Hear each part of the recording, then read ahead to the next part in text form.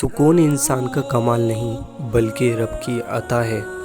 ہتھوڑے کے آخری وار سے پتھر ٹوٹ جاتا ہے، لیکن اس کا مطلب یہ نہیں کہ پہلے وار بیکار تھے۔ حقیقت بس یہ ہے کہ کامیابی مسلسل کوشش کا نتیجہ ہوتی ہے۔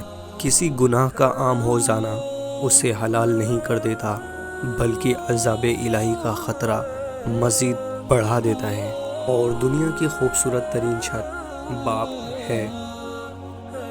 الفاظ چابیوں کے مانند ہیں، ان کا صحیح استعمال کر کے لوگوں کے منہ بند یا دل کھولے جا سکتے ہیں، اور یقیناً ہدایت انہی کو ملتی ہے جو ہدایت چاہتے ہیں۔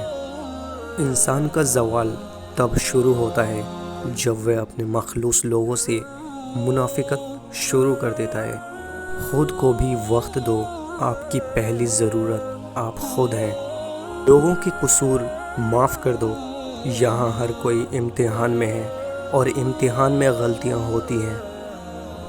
اور نفرت انسان کا بنایا ہوا ذاتی مسئلہ ہے، ورنہ قدرت تو محبت کا درس دیتی ہے۔ ہو سکتا ہے آپ کے پاس بانٹنے کے لیے کچھ نہ ہو، لیکن شکر کرنے کے لیے کچھ نہ کچھ ضرور ہوگا۔ انسان کا بہترین ساتھی اس کا صحت ہے، اگر اس کا ساتھ چھوٹ جائے تو وہ ہر رشتے کے لیے بوجھ بن جاتا ہے۔ اپنی صحت کا خیال رکھیں۔ اپنی زندگی کے اکاؤنٹ میں 2 آپشن ہمیشہ رکھیں، پہلا اپنی غلطی تسلیم کرنا اور دوسرا دوسروں کو معاف کر دینا۔